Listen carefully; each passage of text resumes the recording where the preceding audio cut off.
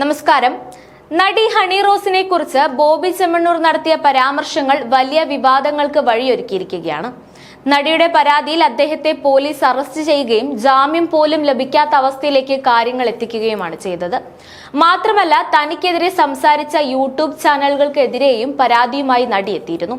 കഴിഞ്ഞ കുറെ കാലമായി സോഷ്യൽ മീഡിയയിലൂടെ സൈബർ ആക്രമണം നേരിടുന്ന നിരവധി താരങ്ങളുണ്ട്. കൂടുതലും നടിമാരാണ്.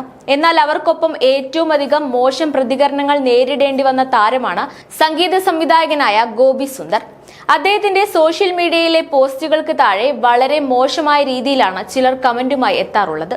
പരിഹസിക്കുന്നവർക്ക് കൃത്യമായ മറുപടി ഗോപി നൽകാറുമുണ്ട്.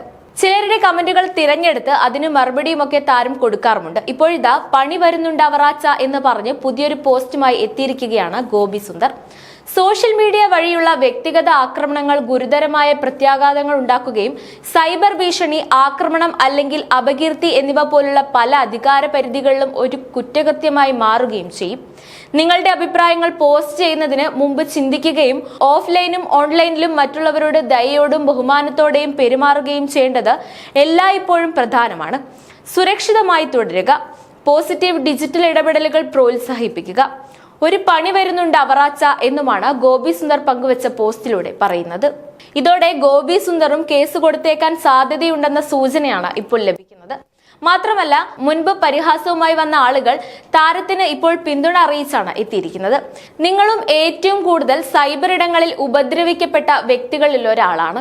എന്നിട്ടും ഇത്ര ക്ഷമയോടെ ഇരിക്കാൻ നിങ്ങൾക്ക് എങ്ങനെ സാധിക്കുന്നുവെന്ന് എല്ലായ്പ്പോഴും ഞാൻ ചിന്തിക്കുമായിരുന്നു എന്ന് പറയുകയാണ് ഒരു ആരാധകൻ. അണ്ണൻ പെണ്ണായിരുന്നെങ്കിൽ ഈ കമന്റ് ഇട്ടവന്മാരെല്ലാം ജയിലിൽ പോയേനെ. ആണുങ്ങൾക്ക് ചോദിക്കാനും പറയാനും ആരുമില്ലല്ലോ എന്നിങ്ങനെയാണ് മറ്റു കമന്റുകൾ. അഭയ ഹിരൺമയിക്കൊപ്പം 14 വർഷത്തോളം ലിവിംഗ് ടുഗദർ ജീവിച്ചിരുന്ന ഗോപി സുന്ദർ ആ ബന്ധം അവസാനിപ്പിച്ച് ഗായിക അമൃത സുരേഷിനൊപ്പം ജീവിക്കാൻ തീരുമാനിച്ചത് മുതലാണ് വിമർശനങ്ങൾ വരുന്നത്. എന്നാൽ വളരെ പെട്ടെന്ന് തന്നെ അമൃതയും ഗോപിയും തമ്മിൽ വേർപിരിഞ്ഞിരുന്നു.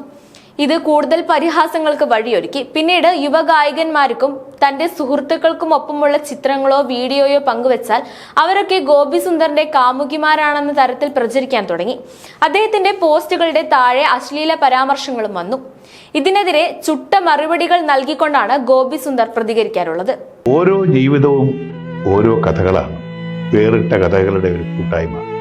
വേണമെങ്കിൽ നമുക്കതിനെ ഒരു നോവലെന്ന് പേരിടാം. അതുപോലൊരു നോവലല്ലേ നിങ്ങളുടെ ജീവിതവും? എന്താ, ശരിയല്ലേ? നിങ്ങളുടെ അനുഭവങ്ങൾ, കഥകൾ എന്തുമായിക്കൊള്ളട്ടെ, അത് കേൾക്കാൻ DNA ന്യൂസിലൂടെ ഞാൻ എത്തുന്നു.